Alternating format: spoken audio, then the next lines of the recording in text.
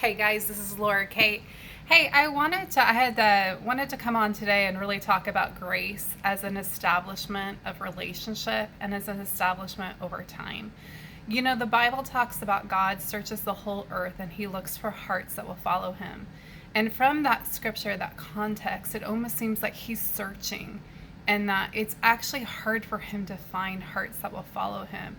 And you know, Jesus Christ was a documented person. Whether you believe that he performed miracles or not, it's stated that he did by multiple accounts. Whether you believe he was part God, part man, whether you believe that he came, from God and a woman, it doesn't matter. He was an account here on earth. I remember taking in college from the University of Washington, I took one Bible class, and I can't even remember why I signed up. I think I needed an elective.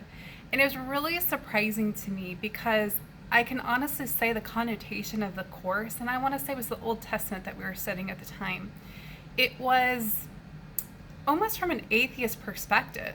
And the instructor actually said, he said, I don't believe in God. He came out just, with this, like, I'm not religious. I don't really believe in God, but this is historical.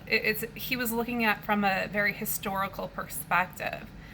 And so coming today, I wanted to talk to you about the grace of God, not from a religious standpoint, but from a historical standpoint.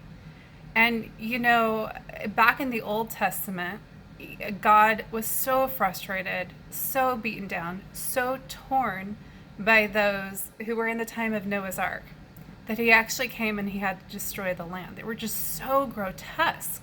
They just were so dysfunctional. They were so away from the heart and the DNA of who God had designed them to be.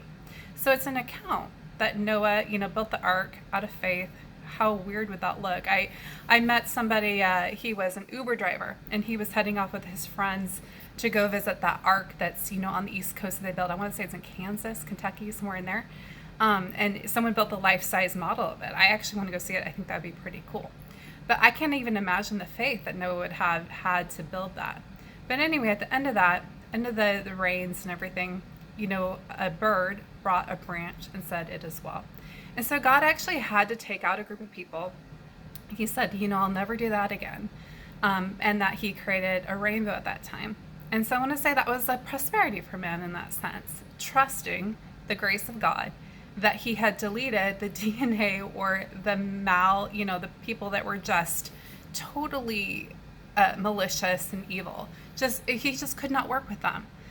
And so as time goes on in the Old Testament, it's just the grace of God and his relationship with his people and how that works. And so there is grace, but it comes on a relationship and it's earned by God.